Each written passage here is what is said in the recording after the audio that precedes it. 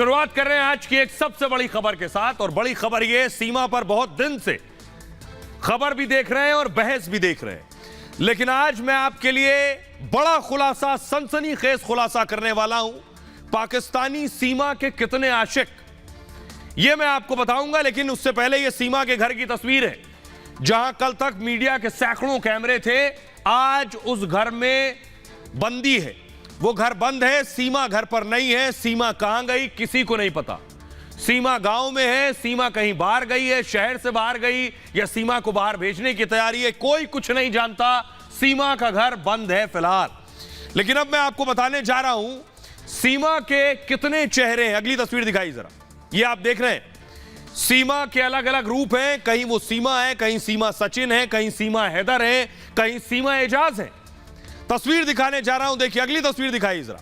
यह तस्वीर आपने देखी होगी, यह सीमा के पहले पति एजाज की तस्वीर है। शादी के बाद की तस्वीर सीमा और हैदर की, यह गुलाम हैदर की तस्वीर है। सीमा और गुलाम हैदर की तस्वीर। अगली तस्वीर दिखाइए जरा, यह सीमा और सचिन की तस्वीर है। ये दो तस्वीरों से आप वाबस्ता हैं, जानते हैं, इन दोनों तस्वीरों को देखा है। लेकिन तीसरी तस्वीर अब तक आपने नहीं देखी। अगली तस्वीर दिखाइए। अगली तस्वीर ये देख रहे हैं, ये सीमा और एजाज है। ये तस्वीर आप पहली बार देख रहे हैं। अगर 3 विंडो करके हम तीनों तस्वीर दिखा सके सीमा एजाज के साथ, ये एजाज कौन है, फुल स्क्रीन लीजिए जरा। सीमा को सचिन के साथ देखा, गुलाम हैदर के साथ देखा, लेकिन आज पहली बार आप सीमा को एजाज के साथ देख रहे हैं। और ये देखिए, हूबहू ऐसी ही तस्वीरें आपने सीमा सचिन की भी देखी होंगी। अब ये एजाज कौन है, एजाज की एंट्री कैसे हो गई, इसको जरा आउट कीजिए। अब देखिए तीनों तस्वीरें, सीमा सचिन, सीमा एजाज और सीमा हैदर के साथ है। ये 3 तस्वीरें सवाल पूछ रही हैं कि आखिर सीमा के कितने आशिक हैं। सीमा सचिन के साथ आज भारत में, इससे पहले सीमा एजाज के साथ भी थी। और देखिए जरा तस्वीरें, इसी तरह की जैसे एजाज की तस्वीरें, वैसे ही सीमा की तस्वीरें सचिन के साथ भी है।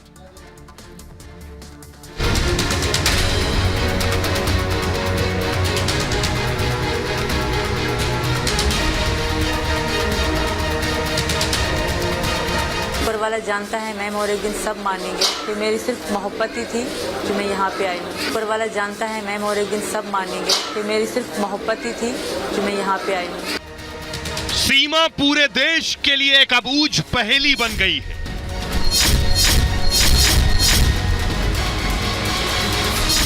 पाकिस्तानी भाभी पर रोज नए खुलासे हो रहे हैं। पाकिस्तान से आई गुलाम हैदर की सीमा भारत में सचिन की सीमा हो गई। लेकिन सीमा सिर्फ हैदर और सचिन की ही नहीं, इस लव स्टोरी में तीसरे शख्स की भी एंट्री हो गई है। यह तस्वीर सीमा और एजाज की है। सीमा कभी एजाज के प्यार में भी दीवानी थी। सीमा एजाज से भी शादी करना चाहती थी। सीमा आज जैसे भारत में सचिन के साथ रोज नए रील बना रही है, पाकिस्तान में एजाज के साथ भी सीमा वैसी ही रील बनाया करती थी। लेकिन एजाज से सीमा की शादी नहीं हो पाई। आरोप है सीमा एजाज के लाखों रुपए लेकर फरार हो गई। सीमा का सच क्या है, यह किसी तिलिस्म से कम नहीं। तफ्तीश में जितना भीतर जाएंगे, कुछ नया और चौंकाने वाला सामने आ ही जाता है।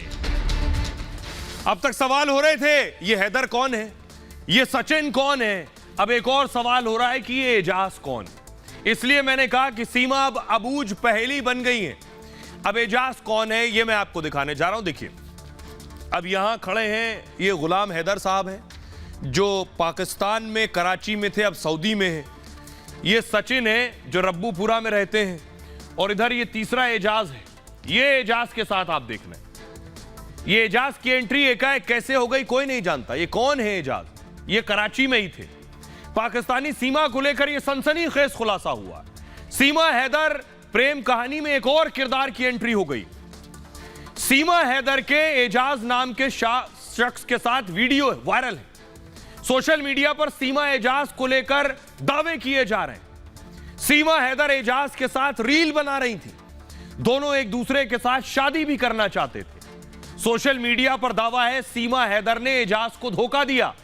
कहा यह जा रहा है कि सीमा एजाज से शादी करना चाहती थी, लेकिन सीमा 30 लाख रुपए का चूना लगा गई एजाज को।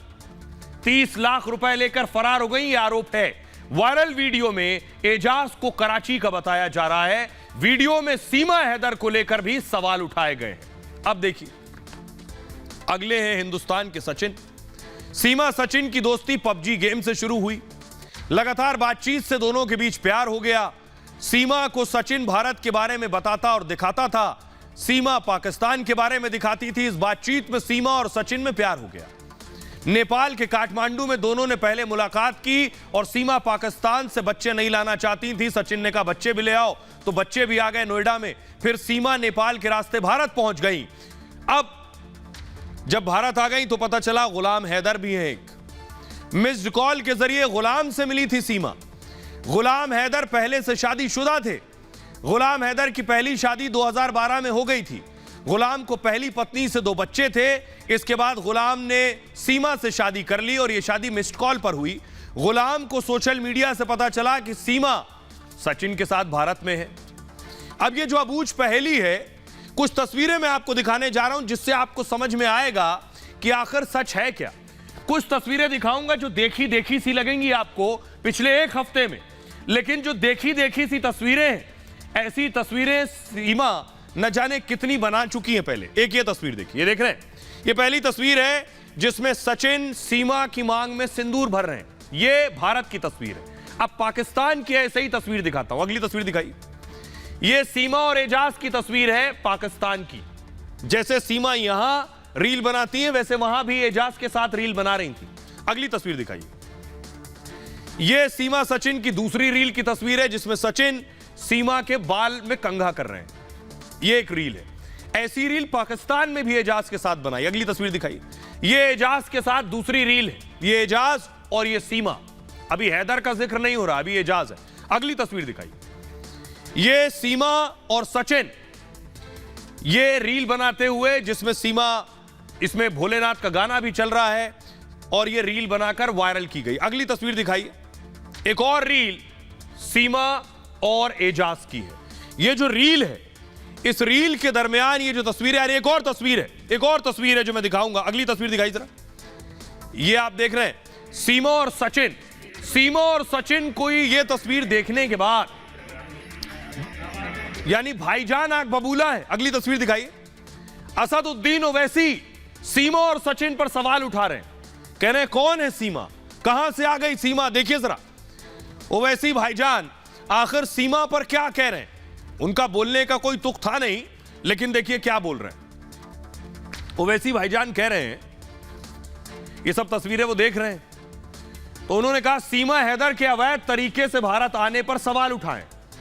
कैसे बॉर्डर पार कर भारत आ गई, इसकी जांच होनी चाहिए, ओवैसी कह रहे हैं। बीएसएफ और अमित शाह को देखना चाहिए कैसे नेपाल के रास्ते भारत आई। सीमा के धर्म परिवर्तन करने पर ओवैसी बौखला गए हैं। यूपी में धर्मांतरण कानून लागू है, ओवैसी ने कहा, ऐसे में सीमा ने धर्म कैसे बदल लिया। सीमा हैदर के सचिन मीना से शादी पर सवाल उठाए ओवैसी ने। क्या यह लव जिहाद नहीं हुआ, ओवैसी कह रहे हैं। किस कानून के तहत सीमा की शादी हुई है वो पूछ रहे हैं। अपने पति को छोड़े बिना शादी कैसे कर ली सीमा ने। ऐसे में बीजेपी यूसीसी की बात करती है। धर्मांतरण कानून और यूसीसी पर तंज कसा ओवैसी ने। सीमा के रॉ एजेंट बताने के सवाल पर ओवैसी बोले, 4 बच्चों के साथ रॉ एजेंट है, इस पर तो फिल्म बननी चाहिए और हिट हो जाएगी। पाकिस्तानी मीडिया ने सीमा को रॉ एजेंट बताया था। अब सुनिए जरा भाईजान क्या कह रहे हैं। सीमा गुलाम हैदर के बारे में आप क्या कहना चाहेंगे, जो पाकिस्तान से हिंदुस्तान आई है बगैर वीजा के, बगैर परमिशन के। जांच एजेंसियों की सिक्योरिटी के बारे में आप क्या कहेंगे सर। वो आ गई यहाँ पर। जी हाँ सर। आकर क्या कर रही है यहाँ पर। शादी कर ली है सर यहाँ पर। किससे शादी करी। सचिन से। सचिन से। अच्छा, उसने अपना धर्म बदला। धर्म बदला, बच्चों के साथ यहाँ आई है बगैर पासपोर्ट के। अच्छा। और यहाँ इंडिया में आई है और नोएडा में है। जी अच्छा, अभी साथ रह रहे हो। जी हाँ सर। उनके साथ रह रहे। जी साथ रह रहे बिल्कुल। जी, पूरी मीडिया में चल रहा है सर अभी। अभी इसको बताइए क्या हो रहा है। रिलीजियस कन्वर्शन लॉ बना दिया आपने। ये लव जिहाद नहीं हुआ, नहीं मालूम मेरे को, ये नहीं हुआ। तो वो पाकिस्तान से कैसे आ गई यहाँ पे इंडिया में। नेपाल के जरिए आई। नेपाल के जरिए सर। अरे भैया, ये बीएसएफ को बोलिए, अमित शाह को बोलना चाहिए, ऐसा कैसे बॉर्डर क्रॉस करके आ गए। सर उसको रॉ एजेंट कहा जा रहा है पाकिस्तान का। यहाँ की मीडिया में चल रहा है, रॉ एजेंट कहा जा रहा है पाकिस्तान। वो रॉ एजेंट है। जी। 3 बच्चों के सर रॉ एजेंट है। अरे वाह, अरे पिक्चर बननी चाहिए फिर तो, हिट हो जाएगी ये तो। नहीं मालूम, 3 बच्चों के साथ। अच्छा, वो वहाँ पाकिस्तान में शादी करके 3 बच्चे पैदा करके जी सर। रॉ एजेंट बन के जी सर। यहाँ आ गई। अच्छा, वो शौहर को छोड़ी नहीं छोड़ी, वो पहले वाले को? नहीं, अब वो तो शौहर नहीं छोड़े सर। हाँ। नहीं छोड़े? अरे वाह, ये कौन सा दुबई में? हाँ, शौहर पहले का शौहर दुबई में सर, उसको नहीं छोड़े, उसको पता भी नहीं इधर आ गई सर। मैं तो मालूम ही नहीं। और यहाँ पर आ गए, यहाँ पर उनका शादी हो गया? जी सर, हो गया। अरे वाह, हिंदू धर्म भी है सर। नहीं कैसा हो गया भाई, बगैर छोड़े शादी भी कर लिए? हाँ सर। अरे ये तो नहीं मालूम मेरे को, ग्रेट है ये तो। क्या बोले इसको, क्या बोलेंगे? ये तो अब वकील साहब आप बोलो उसको, कानून आप बेहतर जानते हैं। आप काला कोट पहने उसे, मैं तो नहीं, मेरे को नहीं मालूम। वो पाकिस्तान की है, शादीशुदा है, 3 बच्चे हैं, और आप बोल रहे रॉ की एजेंट है, अपने हस्बैंड को नहीं छोड़ी पहले, और नेपाल से एंटर हो गई, और किसी के साथ यहाँ पर शादी भी कर ली। जी सर। शादी कर लिया? जी सर। कन्वर्शन। तो ये कौन सा कानून में शादी हुआ है कि हस्बैंड एक हैरत में शादी हो गई, फिर यूसीसी की बात बीजेपी करती? क्या बात है, देखिए बात। आइए, भाईजान भड़के हुए सुन लिया आपने, लेकिन क्यों भड़के ये मैं आपको बताता हूं। तस्वीरें दिखा रहा हूं, उससे आपको एहसास होगा। पाकिस्तान से नेपाल के रास्ते भारत आई सीमा को लेकर भारत से लेकर पाकिस्तान में चर्चा है, लेकिन सीमा हैदर को इसकी कोई टेंशन नहीं है। सीमा सोशल मीडिया पर एक्टिव है, उनके नए नए रील सामने आ रहे हैं। यही नहीं, सीमा हैदर को हिंदू रीति रिवाज भा गया है। भारत आने के साथ ही उनका रहन सहन बदल गया है। गले में राधा नामी दुपट्टा सीमा ने डाल रखा है। सीमा रोज सुबह उठकर पूजा करती हैं, तुलसी की पूजा करती हैं, और सावन में सोमवार को भी सीमा ने व्रत रखा था। कैमरे पर तो दिख रहा है कि सीमा ने दिल से भारतीय संस्कृति को अपना लिया। वो माथे पर बिंदी और मांग में सिंदूर लगाने लगी हैं। गले पर सचिन के नाम का मंगलसूत्र भी पहनती हैं।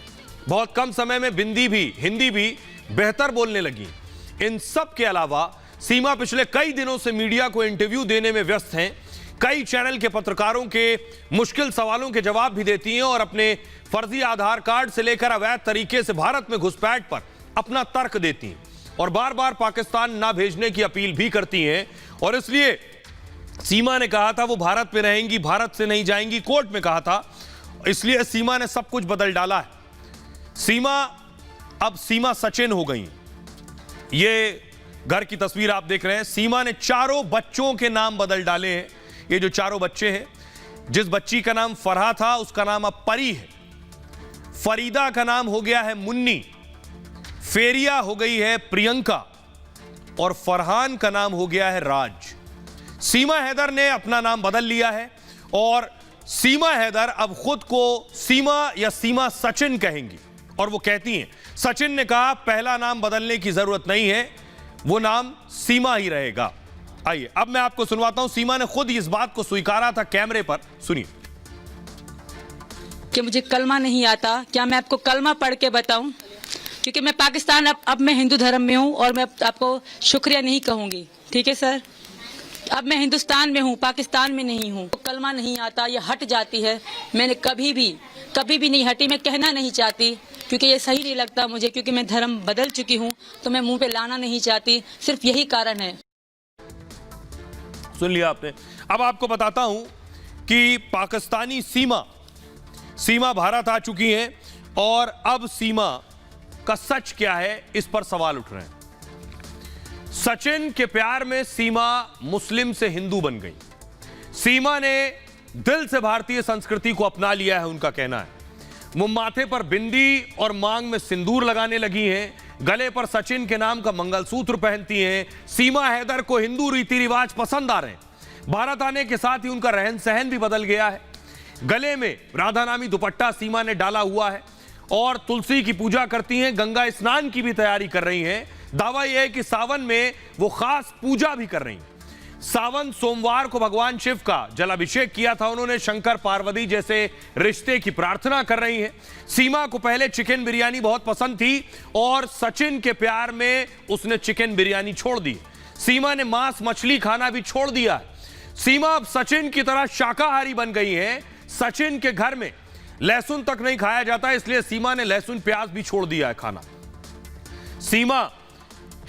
सीमा तो सचिन के नक्शे कदम में और प्यार में चल रही है, लेकिन मुस्लिम स्कॉलर को सुनिए वो क्या कह रहे हैं सीमा सचिन की शादी पर, और वीएचपी नेता विनोद बंसल क्या कह रहे हैं।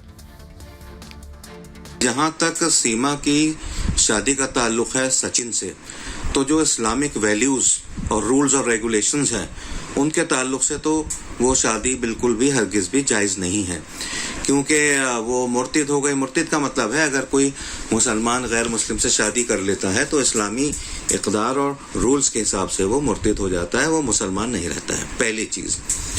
दूसरी चीज़, अगर वो कहती है कि उसने अपना मजहब बदल लिया है, वो हिंदू बन गई है, तो अब ये हिंदू मजहब के ताल्लुक से देखा जाएगा कि क्या वो हिंदू धर्म के हिसाब से उसकी बीवी तस्लीम की जाती है, बन जाती है। जब हलाला का शिकार बनाया जाता है तब उनको मुंह में से एक शब्द नहीं निकलता।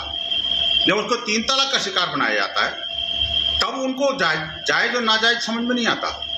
उनको जायज और नाजायज तब भी समझ में नहीं आता जब उस मुस्लिम महिला को अपने पति की संपत्तियों में हिस्सा देने वाली बात आती है। उनको जायज नाजायज तब भी नहीं पता लगता कि जब कोई दत्तक लिए हुए बच्चे को उसके पिता की संपत्ति में हिस्सा देने की बात आती है। जायज और नाजायज का अंतर उनको तब भी नहीं पता लगता जब मुस्लिम महिला को दूध में मक्खी की तरह निकाल करके फेंक दिया जाता है, उनके भरण पोषण की भी कोई बात नहीं करता। अरे कम से कम अपने अंतर मन में झांक लो, वो जायज है या नाजायज है वो सब डिसाइड करना कोर्ट का काम है, लॉ एनफोर्सिंग एजेंसीज का काम है, इन्वेस्टिगेटिंग एजेंसीज हैं हमारी भारत की सक्षम है, वो करेंगी। अब एक सवाल इस बीच ये है कि सीमा पबजी खेलते हुए सचिन के पास आ गई। अब ये पबजी जो है प्यार मोहब्बत का एक प्लेटफॉर्म भी बन गया है। ये मैं क्यों कह रहा हूं, पहली तस्वीर दिखाइए जरा। सीमा सचिन पबजी खेलते थे और अब सीमा पाकिस्तान से आ गई है भारत। तो सीमा अकेली नहीं है जो पबजी खेलती थी, पाकिस्तान से भारत आई है। भारत से भी एक लड़की पाकिस्तान चली गई है, पबजी खेलती थी। अगली तस्वीर दिखाइए। ये फैजान और मुस्कान को आप देख रहे हैं, ये पाकिस्तानी है फैजान और मुस्कान भारतीय हैं। ये भी पबजी खेलते थे। अब पबजी को लेकर बहुत सी रील भी बन रही है, लोगों में डर है कि कौन कौन पबजी खेल रहा है। लेकिन देखिए, मैं आपको बताने जा रहा हूं कि आखिर कैसे कैसे सीमा आई और कैसे मुस्कान गई। ये देख रहे हैं आप, ये मुस्कान को आप देख रहे हैं। सबसे पहले देखिए सीमा हैदर कराची से आई। प्ले कीजिए इसे आगे प्लीज। सीमा हैदर कराची से दिल्ली आ गई। ये आपको दिखाने के लिए कराची से दिल्ली आई, नेपाल के रास्ते वैसे आई है, कराची से दिल्ली आई। और इधर देखिए मुस्कान दिल्ली से कराची चली गई। मुस्कान भी पबजी खेलती थी। तो अब सवाल यह है कि ये पबजी जो है, ये पबजी प्यार मोहब्बत और रिश्तों को आगे बढ़ाने का भी खेल हो गया है। जरा रिपोर्ट देखिए।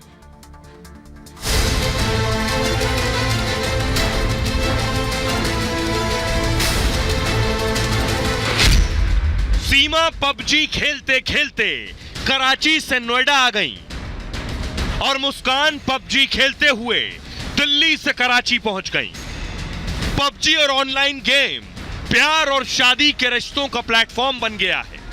मुस्कान फैजान के लिए भारत से पाकिस्तान गई और फैजान से शादी कर ली। भारत में सीमा अवैध तरीके से घुसी, इसलिए हंगामा बरपा है। लेकिन मुस्कान फैजान से शादी के लिए वैध तरीके से पाकिस्तान गई है। ये मोहब्बत की शादी जो है हम पबजी की तरफ से उसके जरिए हुई है। ठीक है, तकरीबन 2-3 साल हमारी लव चलती रही है। ठीक है, तो उसके बाद हमने फैसला किया दोनों ने इकट्ठा होने का। और आइए अब मैं आपको बताता हूं ये पबजी है क्या। बहुत से लोग नहीं जानते हैं पबजी है क्या और पबजी से कैसे खेलकर मुस्कान और फैजान मिल गए, जैसे सीमा और सचिन मिले थे। देखिए जरा, ये देख रहे हैं आप, ये सीमा सचिन दोनों पबजी खेल रहे हैं और उधर मुस्कान फैजान। सचिन सीमा की तरह एक और ये प्रेम कहानी है। सोशल मीडिया पर वीडियो वायरल हो रहा है, मुस्कान और फैजान पबजी से आपस में मिले। दावा है दिल्ली की मुस्कान पाकिस्तान पहुंच गई, पाकिस्तान का वीजा लेकर कराची गई मुस्कान। फैजान से प्यार के बाद दोनों ने कराची में शादी कर ली। करीब 3 साल तक दोनों में बातचीत हुई, फिर दोनों परिवार ने शादी को रजामंदी दी। दावा है मुस्कान ने इस्लाम धर्म कबूल कर लिया है कराची में। सीमा सचिन की कहानी के बाद यह नया वीडियो आया है। पबजी गेम ऑनलाइन चैटिंग और खेलने का एक साधन है। पबजी में गेम के साथ चैटिंग भी कर सकते हैं, मतलब पबजी खेलने के दौरान बात करने की भी सुविधा है। गेम खेलने के दौरान खिलाड़ी आपस में बात करते हैं। पबजी गेम में खिलाड़ी खाली हाथ होता है और खिलाड़ी को एरोप्लेन की मदद से आइलैंड में उतारा जाता है, जिसके लिए आप एक पैराशूट यूज करते हैं। यहां पर आपको 100 दुश्मनों से सामना करना पड़ता है। जीतने के लिए सारे दुश्मनों को मारकर आखिर में बचना होता है। अंत में जो बचता है वही विनर कहलाता है। पबजी गेम खेलने का के 3 तरीके। पहला तरीका जिसमें सिर्फ एक खिलाड़ी होता है, दूसरा तरीका यह है दूसरे मोड में 2 खिलाड़ी होते हैं और तीसरे मोड में 4 खिलाड़ी होते हैं। ये अलग अलग देश के खिलाड़ी भी हो सकते हैं। अब आपको सुनवाने जा रहा हूं, सुनिए। भारत में दिल्ली से फ्लाइट लेकर कराची पहुंची मुस्कान और फैजान को सुनिए। इस भाई का ताल्लुक कराची के इलाके लियारी से है और ये हमारी जो भाभी हैं इनका ताल्लुक इंडिया न्यू दिल्ली से है। तो इन दोनों ने मोहब्बत की शादी कर ली, तो ये कैसे तकमील तक पहुंची, आइए मजीद इनकी ज़िंदगी की ये कहानी इन्हीं की ज़बानी जानते हैं।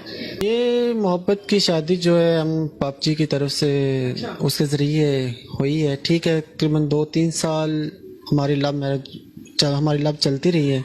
ठीक है, तो उसके बाद हमने फैसला किया दोनों ने इकट्ठा होने का। तो मैंने इसे कॉल की तो नहीं, इसके घर वाले गाइड कर रहे थे। ठीक है, तो फिर मैंने अपने अम्मी अब्बू से बात की तो उन्होंने कहा बेटा आपकी लाइफ है, आपने ज़िंदगी बसर करनी है जैसे आपकी मर्ज़ी है। ठीक है, फिर मैंने इससे कफर्म बात की है, इससे पूछा अगर आपने आना है। ठीक, इसने कहा हाँ जी। भाभी मुझे ये बताएं कितना अरसा ये आपकी आपस में बातचीत होती रही? 2-3 साल। 2-3 साल जी। तो गुलाम हैदर और सीमा के बाद लोग इस तरह से रील बना रहे हैं, लेकिन अब सवाल यह है कि सीमा का क्या होगा। पुलिस पूछताछ कर चुकी है। सीमा भारत में रहेगी या सीमा को भारत से वापस पाकिस्तान जाना होगा। एक्सपर्ट्स क्या कहते हैं, कानून के जानकार क्या कहते हैं, वकील क्या कहते हैं, आखिर सीमा क्या वापस पाकिस्तान जाएगी? देखिए, पाकिस्तान से भारत आई सीमा हैदर पर कई सवाल हैं। क्या सीमा हैदर कोई जासूस है? सीमा हैदर ने गैर कानूनी तरीके से एंट्री क्यों ली? क्या आईएसआई के हनी ट्रैप में फंसा है सचिन? सीमा ने 2 देशों के बॉर्डर कैसे पार कर दिए? पहली नजर में सीमा बिना वैध वीजा के भारत आई, 1 महीने तक अवैध तरीके से नोएडा में रही। इसके बाद पुलिस ने उसे गिरफ्तार किया। विशेषज्ञों की दलील है कि उसे पाकिस्तान भेज देना चाहिए। डिपोर्टेशन की एक प्रक्रिया होती है, उन सारी प्रक्रियाओं को फॉलो करना होता है। गोपनीयता कानून के तहत सीमा हैदर पर एक्शन हो सकता है। सीमा को 7 साल तक की जेल हो सकती है। सजा काटने के बाद सीमा को पाकिस्तान वापस डिपोर्ट किया जा सकता है। सचिन और उसके परिवार पर भी एक्शन संभव है। आज सीमा हैदर मीडिया के सामने नहीं आई, संभव है कि सीमा को डिपोर्ट करने की तैयारी चल रही हो, यह कहा जा सकता है। सीमा हैदर को लेकर एक और सवाल है, सीमा के भारत आने की मंशा क्या थी? यह जांच का विषय है, पुलिस इसकी जांच कर रही है। अगर सीमा हैदर ने कोई साजिश की है तो उसके खिलाफ एफआईआर दर्ज कर जांच होगी। अगर कोई साजिश नहीं की तो उसे डिपोर्ट करना चाहिए, यानी पाकिस्तान भेज देना चाहिए। एक्सपर्ट्स ये कहते हैं जमानत मिलने से सीमा हैदर पाक साफ नहीं हो जाती है। पुलिस ने जो साक्ष्य और धाराएं लगाई हैं वो मजबूत नहीं रही होंगी, जो कल भी मैंने आपको बताया था। अगर साजिश के तहत पुख्ता साक्ष्य होते तो जमानत नहीं मिलती। देश का कानून किसी का प्यार देखकर फैसला नहीं लेता है।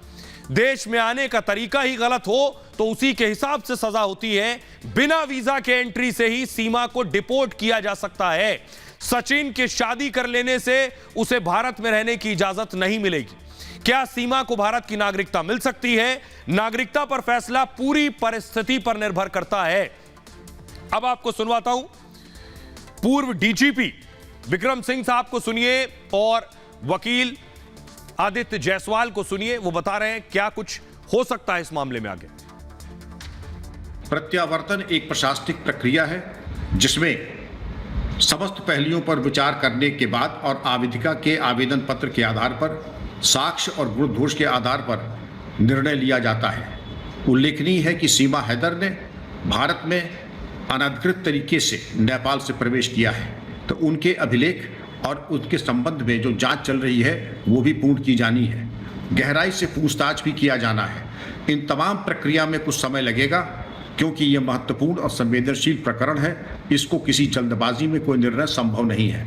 अतः पुलिस विवेचना, अन्य प्रशासनिक कार्रवाई, अभिलेखों का सत्यापन, उनके कथन के ऊपर जांच, इन तमाम प्रकरणों में जब समाप्त होगा तो कालांतर में प्रशासनिक निर्णय तभी लिया जाएगा। जो ये पाकिस्तानी लड़की का भारत में आना हुआ है, यह बिल्कुल ही गैरकानूनी है और सिर्फ इसी वजह से यूपी पुलिस ने इस लड़की के खिलाफ सेक्शन 14 फॉरेनर्स एक्ट, जो कि गैरकानूनी तरीके से भारत में आने की बात करता है, उसके तहत मामला दर्ज किया है और इनके पति के खिलाफ 120 IPC, जो कि कॉन्स्पिरेसी की बात करता है, उसमें मामला दर्ज किया। और जहां तक रही बात इन दोनों के शादी करने की, तो इस पर मैं सिर्फ यह कहना चाहूँगा कि जो यह लड़की और यह लड़के ने शादी की है, यह बेहद ही गैरकानूनी तरीके से की है, क्योंकि हमें यह समझना होगा कि कोई भी व्यक्ति अगर सिर्फ शादी के पर्पस से धर्म चेंज करता है तो वह गैरकानूनी है।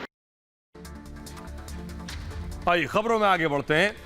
सीमा कहाँ है अभी पता नहीं, जल्दी तस्वीर साफ होगी। क्या वापस भेजने की तैयारी तो नहीं हो गई? खबरों में आगे बढ़ते हैं। एक और बड़ी खबर है, एसडीएम ज्योति और आलोक के बारे में सुना होगा, लेकिन आज हम खुलासा करने जा रहे हैं। दरअसल तैयारी थी आलोक को खत्म करने की, आलोक की कहानी खत्म करनी थी।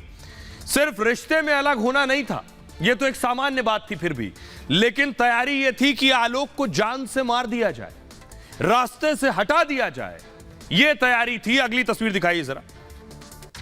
इस तरह के सोशल मीडिया पर ऑडियो वायरल है जिसमें मनीष और ज्योति की बातचीत है और कहा जा रहा है कि मनीष और ज्योति आलोक को रास्ते से हटाना चाहते थे। जरा सुनिए।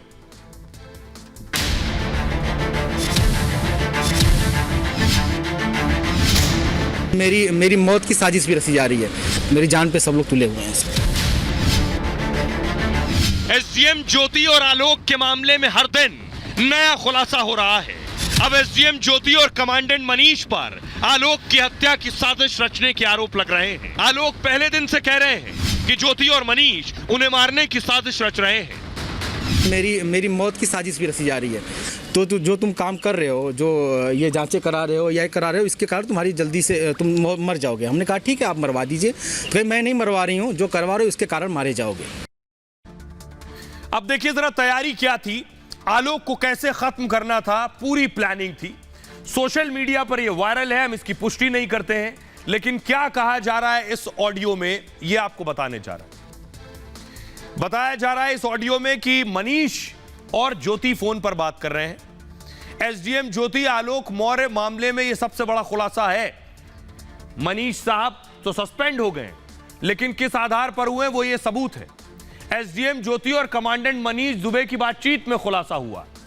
ज्योति आलोक को रास्ते से हटाने की बात कह रही है, आलोक मौर्य को अब हटाना जरूरी है वो कह रही है, इसको अब जान से मरवाना पड़ेगा।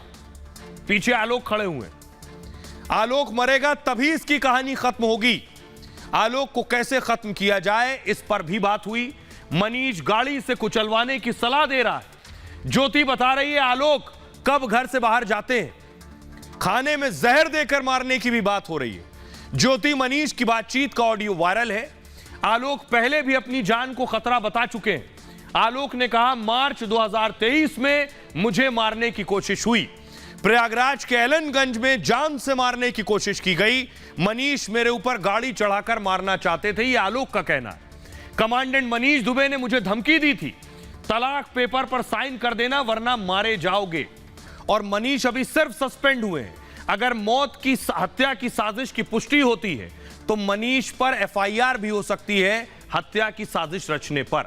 आइए कुछ चैट भी वायरल है, वो चैट मैं आपको दिखाने जा रहा हूं।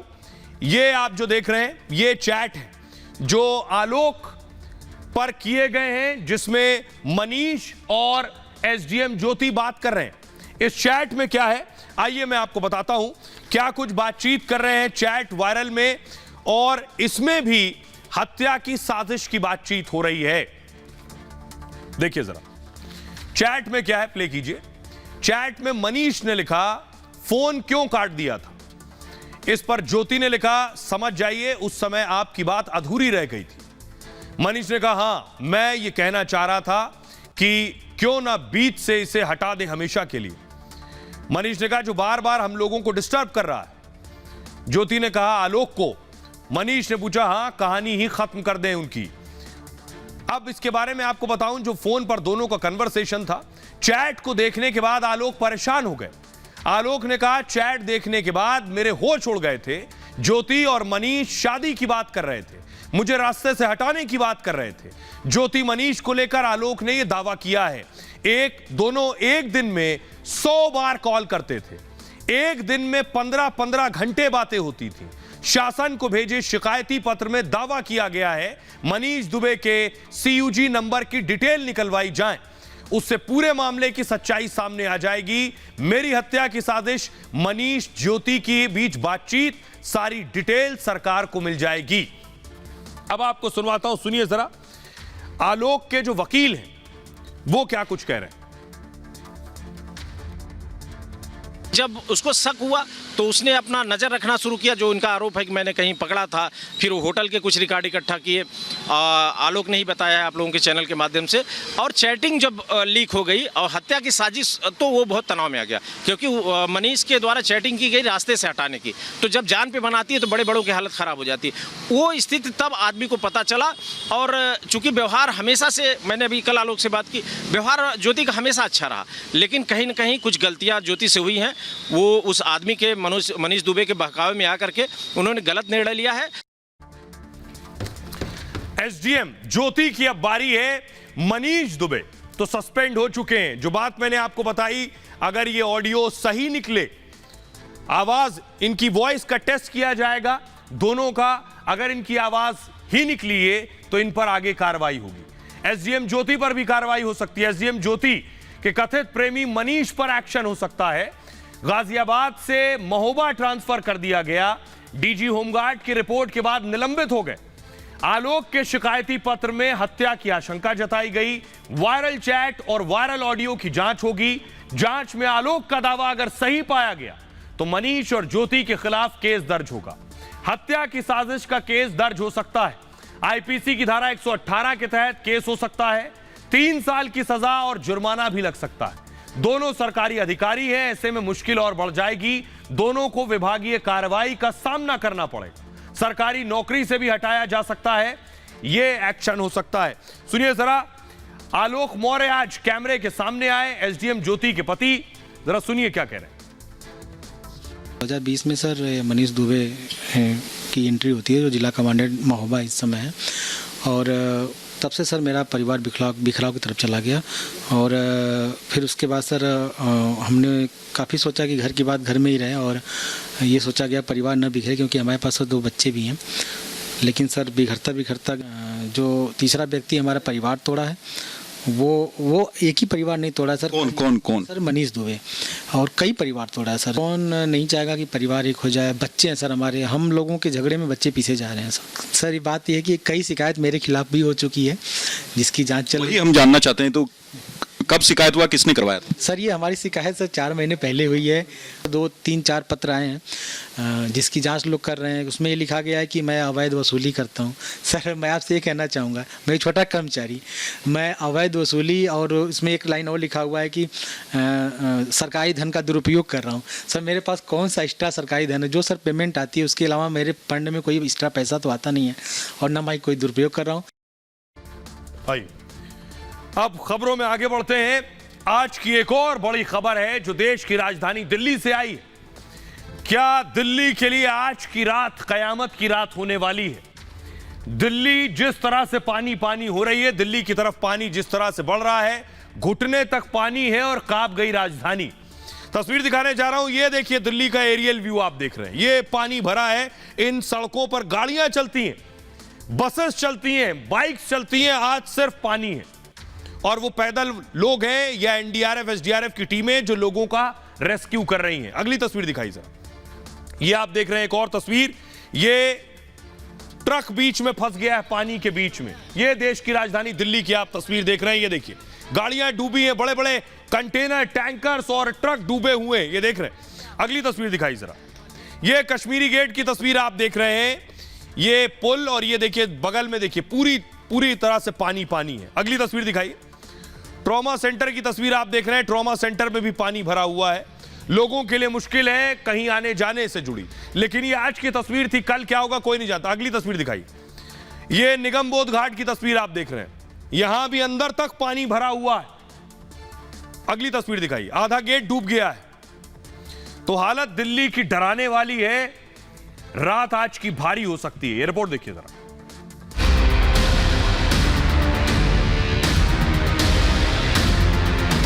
दिल्ली वालों के लिए आज की रात क्या कयामत की रात है। यमुना में पल पल बढ़ता पानी लाल किले तक पहुंच गया है और कांप उठी देश की राजधानी। ऐसी बार दिल्ली ने पहले कभी नहीं देखी।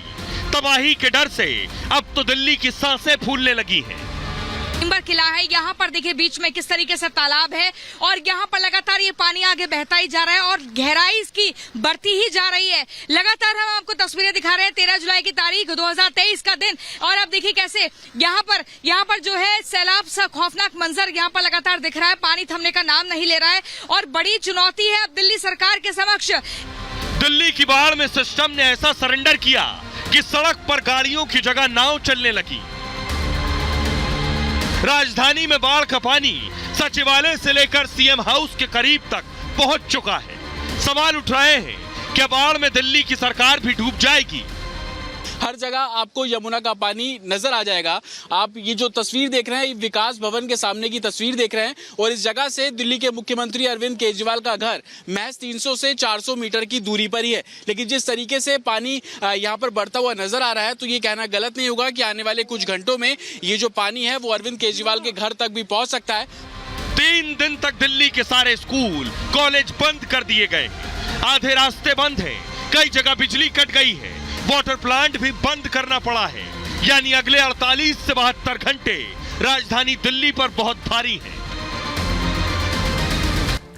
अब आइए मैं आपको बताने जा रहा हूं दिल्ली के कौन कौन से इलाके हैं जो सबसे ज्यादा डेंजर में हैं। दिल्ली के कौन कौन से हिस्से हैं जो डूब सकते हैं। ये देख रहे हैं आप, ये नक्शा दिल्ली का, और ये आपके सामने Yamuna Bazar, Wazirabad, Kashmiri gate, civil lines, Majnu ka Tila, Nigambodh Ghat, ये वो इलाके हैं। Chilla border, Mayur Vihar, Geeta colony, Singhu border, Kundli border, Badarpur border, Loni और आईटीओ, ये वो इलाके हैं जो सबसे ज्यादा खतरे में हैं।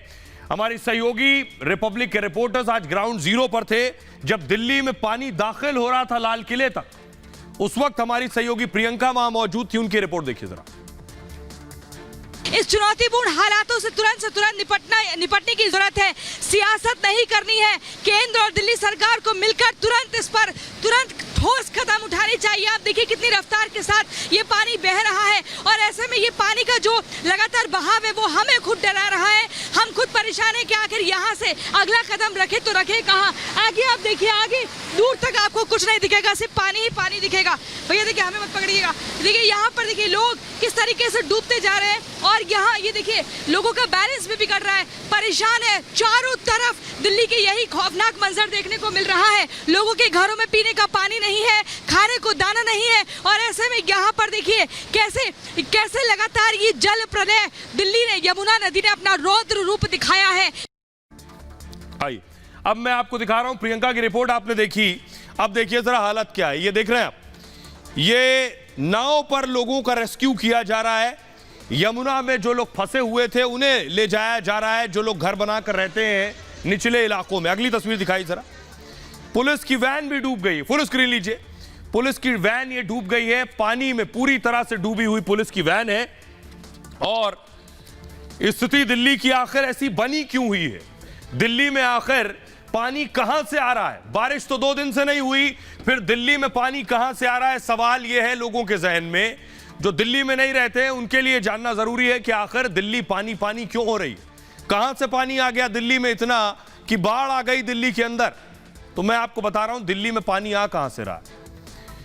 ये आप मीटर देख रहे हैं, कल पानी मैंने आपको दिखाया था 207.83 मीटर था, आज 208.6 तक पहुंच गया।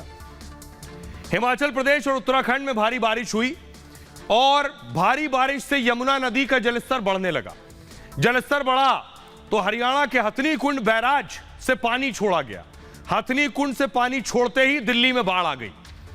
यमुना ने खतरे के निशान 205.3 मीटर को पार कर दिया। यमुना का जलस्तर 208.6 मीटर तक पहुंच गया है और दिल्ली में यमुना का 45 साल का रिकॉर्ड टूट गया।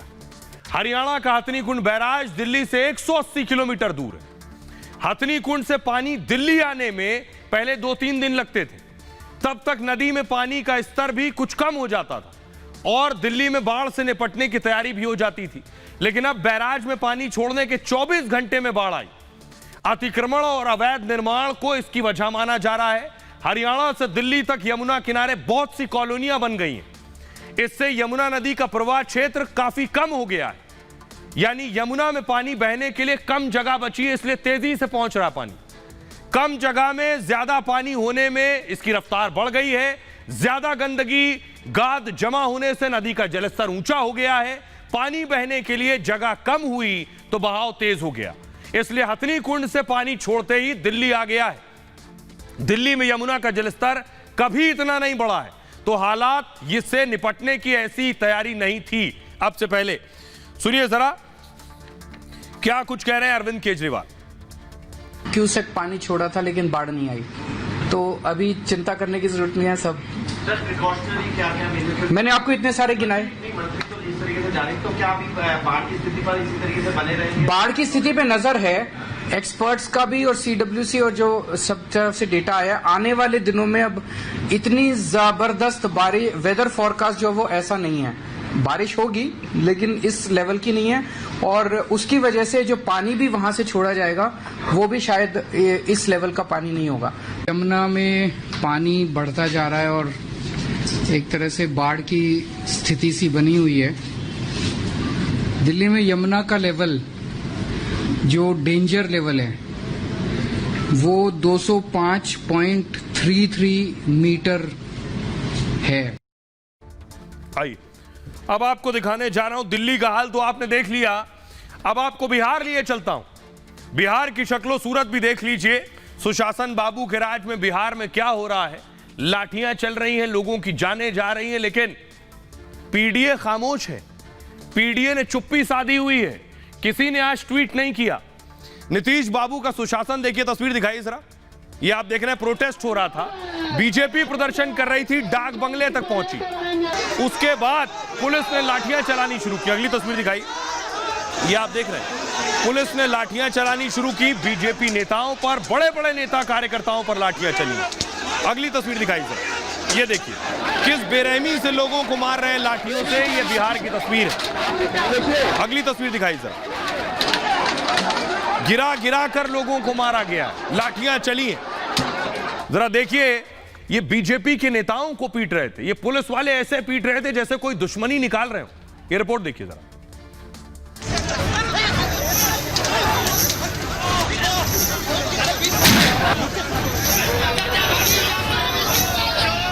ये नीतीश बाबू का सुशासन है।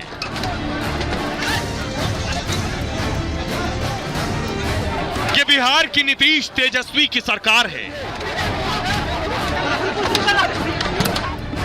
बिहार की राजधानी पटना में बीजेपी की प्रोटेस्ट रैली के खिलाफ नीतीश सरकार का जो तांडव दिखा, पुलिस की जो गुंडागर्दी दिखी, उसने सारी सीमाएं पार कर दी। पुलिस की लाठीचार्ज, भाजपा कार्यकर्ताओं पर भाजपा का ये प्रतिशोध मार्च तेजस्वी यादव के खिलाफ, और तेजस्वी यादव, नीतीश कुमार, इन लोग का मानना है कि ये लोग भ्रष्टाचार में लिप्त है। और ये देखिए, ये देखिए लाठियां चलती हुई। दरअसल बीजेपी आज पटना में प्रोटेस्ट मार्च निकाल रही थी, लेकिन जैसे ही ये प्रोटेस्ट मार्च डाक बंगला चौराहा पहुंचा, पुलिस उन पर गुंडों की तरह टूट पड़ी। नीतीश की इस पुलिस ने ना तो सांसदों को छोड़ा, न विधायकों को, न किसी बुजुर्ग नेता को, सबको दौड़ा दौड़ा कर पीटा, यहां तक कि महिलाओं पर भी डंडे बरसाए। हम लोग मार्च करना चाह रहे हैं, शिक्षकों को सम्मान दिलाना चाह रहे हैं, किसानों को सम्मान दिलाना चाह रहे हैं। लोग मार्च नहीं करने दे रहा, विधानसभा घेराव नहीं करने दे रहा। हम लोग पूरी दहशत में हैं, हम लोग बचाइए। धक्का नहीं, डंडे से मारा गया है, पीठ पे मारा गया है, पीठ पे मारा गया है, बहुत मारा है। हमारे दाएं हाथ में बहुत डंडे से मारा, दाएं हाथ में मारा, डंडे से मारा। नीतीश कुमार की इस पुलिसिया कार्रवाई में बीजेपी के एक नेता की मौत हो गई। पुलिस ने उन्हें इतना पीटा कि वो अस्पताल पहुंचने तक भी जिंदा न रह सके।